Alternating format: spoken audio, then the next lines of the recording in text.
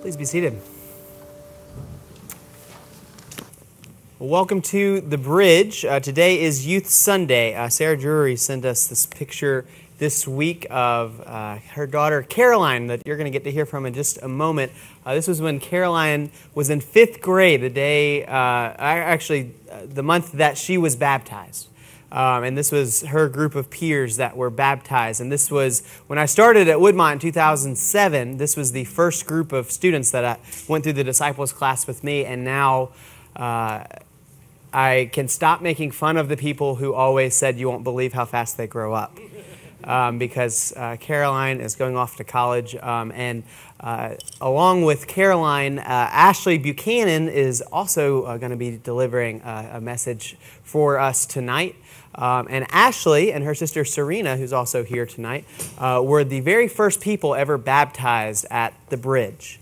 And so it is a real honor to be able to hear from Caroline and from Ashley tonight and see the way that they want to share their faith with you all. Our theme tonight is Choose Faith. And this is a theme that the youth group picked when we said, what is it that the church needs to hear from us? And we brainstormed a lot of different ideas, and they came up with the idea of choosing faith, saying that choosing faith is not something that we just do one time in our life. Choosing faith is something that we do over and over and over and over again. You choose faith by being here on Sunday night. You choose faith by being kind to somebody in the grocery store. You choose faith every single day in some way. And you're going to be moved, I know, in just a moment when you hear the ways that they have chosen faith and the example that they have set for us. So I'm going to read the scripture that Ashley selected to go with her message, and then after Ashley, we'll hear from Caroline as well. So the first scripture that Ashley selected was Proverbs chapter 3, verses 5 and 6. Trust in the Lord with all your heart, and do not rely on your own insight. In all your ways acknowledge him, and he will make your paths straight. The second verse is Matthew chapter 17, verse 20. He said to them, because of your little faith. For truly I tell you, if you have faith the size of a mustard seed, you will say to this mountain, move from here to there, and it will move. And nothing will be impossible for you. Thanks be to God.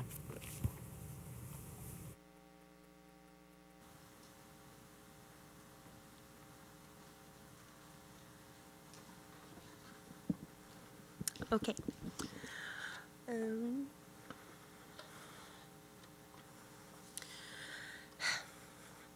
I'm Ashley, if you didn't know. Yeah. Okay. Our lives are made up of choices. Every day is filled with them. What do I wear? What do I eat? Where am I going today? Simple questions that always have an answer that you can find quickly, for the most part anyway. But we are also faced with a tougher choice, choosing faith. During the good times, connecting to God is easy and it seems natural. But something I've learned is that in times of distress and sorrow, it's so difficult to choose to stand close to our faith. Whether it's family problems, the loss of a job, losing a family member, the list could continue forever. The idea of being challenged in our faith can be scary because having to fully trust in someone, even in God, can be so hard when our life seems to be turning to chaos. Situations that create doubt and fear can cause people to stray away from the path of faith and their relationship with God.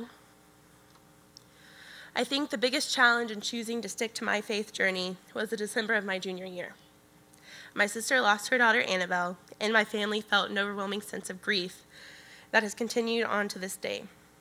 I felt that choice being put in my hands, and for the first time, it wasn't automatically choosing faith. The difficulty continued, but I decided to pray, even when I was angry in that hospital chapel.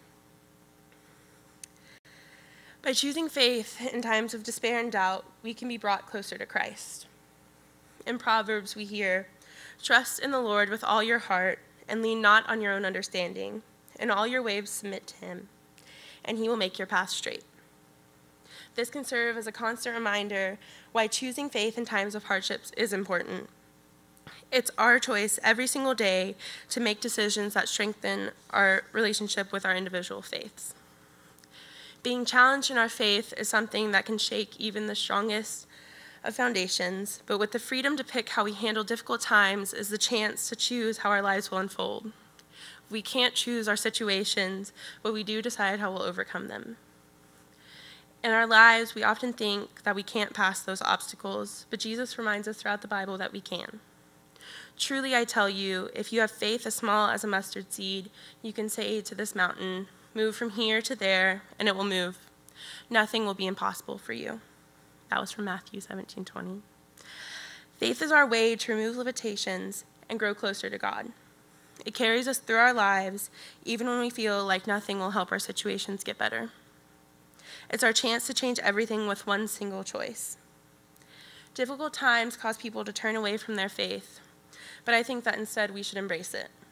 Even if you have turned away from your faith for 50 years, now is your opportunity to make that choice and to choose faith. Each day is a new chance to choose a life with faith. You can grow, strengthen, and test it in the best ways possible with that simple choice. God gives us challenges in life, sometimes planned, but sometimes they're a surprise to everyone, including him. Learning from my experience with Annabelle, I don't believe that God wanted that to happen, and he felt the pain and the grief right alongside my family. I had to choose faith every morning after she died, and have had to every day since. I have also felt the pull towards the ministry, and found that through my time spent with God and in this church during the weeks, months, and almost years after Annabelle's death, that I have chosen to choose faith every day because I want to become a minister and help people explore and find their own faith. I have made my choice to walk along this journey, but my faith is what's going to get me through the hard times and the good times that I have yet to experience. The great thing about faith is that it can be as small as a mustard seed, but with it, nothing is impossible.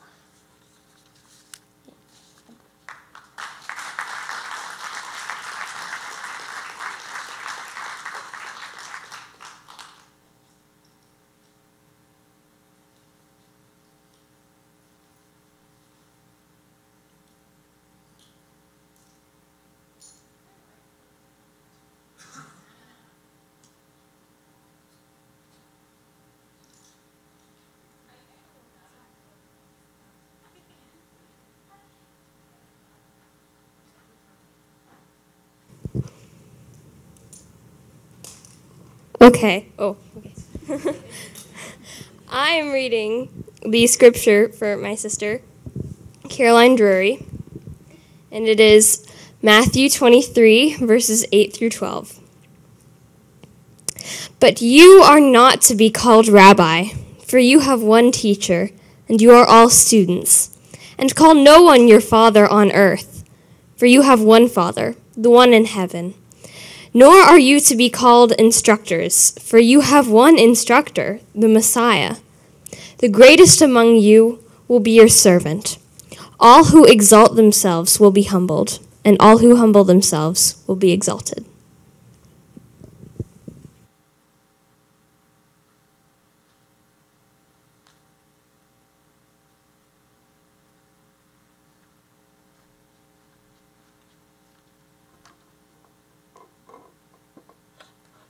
Hi, I'm Caroline Drury, as you guys mostly know. All right. When people think about going to church, they tend to imagine walking into a building, sitting in the pews, shaking some people's hands, listening to the sermon, and then leaving. Sermons are great. They provide a fantastic springboard that can lead to some enlightening conversation with family and friends. But the problem comes when people see faith as something they learn rather than experience. They see faith as coming to church every Sunday or every other Sunday or Christmas and Easter, and maybe going to Wednesday night dinner or going to a Sunday school class. And I think some people can even be very active in the church and still just swallow up everything that the preacher or Sunday school teacher says without coming up with their own opinions. Maybe when they feel themselves questioning what they have always thought to be true, or what an authority figure, whether it's their minister or their parents or a biblical scholar with a PhD, has always said was true, they fear they're doubting their faith. And so I think people tend to shy away from anything that could make them feel like that, because it really is scary when suddenly you're thrown a curveball that completely changes how you're going to look at life and faith from now on. But the fact remains that life, other people, and even God himself are going to throw those curveballs at you, and you can either ignore them or you can listen to them and try to figure out what's true for you.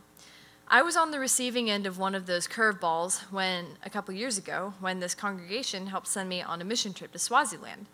Although we did visit churches and hold worship services, my faith readjustment, that wasn't where my faith readjustment began.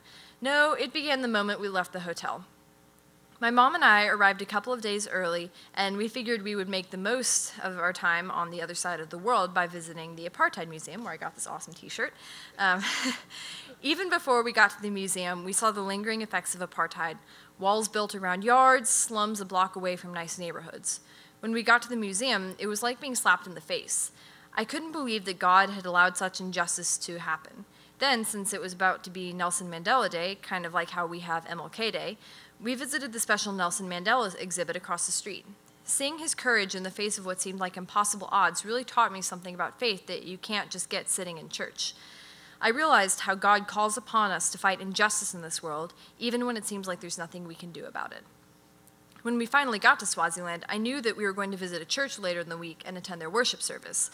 But since in Swaziland the churches act as community centers, we helped them out with some of their daily activities. One of the most memorable experiences was when we were helping some of the women in the church garden, and while we were in the middle of digging in the dirt, suddenly they began singing and dancing and praising God. Normally, I don't think of gardening as a spiritual experience, but I realized we were planting seeds that would grow into a small but living plant and that would produce food for countless people. Working in that garden, I felt closer to God than I often do in church, and I happily joined in with the singing and dancing. We have to constantly be readjusting our faith perspectives as we see more and more of the world. And really, what good is it living with the same mindset for your entire life? Your view on the world when you're 7 or 8 is completely different than when you're 18, which is completely different than when you're 48, which is completely different from when you're 78. As we grow, we need new experiences and new people to help us broaden our worldviews and create a faith for ourselves that allows us to become as close as we can come to God. When we share those experiences and opinions and wild theories in a Sunday school class or at dinner or while walking to your car at Clay's house because the parking lot was filled up, that's just as important as sitting in the pews on Sunday. And also, while I'm up here, I just wanted to take a quick moment to say thank you, especially to Trey and the entire youth group, and my family for helping me on my faith journey, and my mom for going with me to Africa. That was really awesome. And also this entire congregation, just for providing a really supporting community and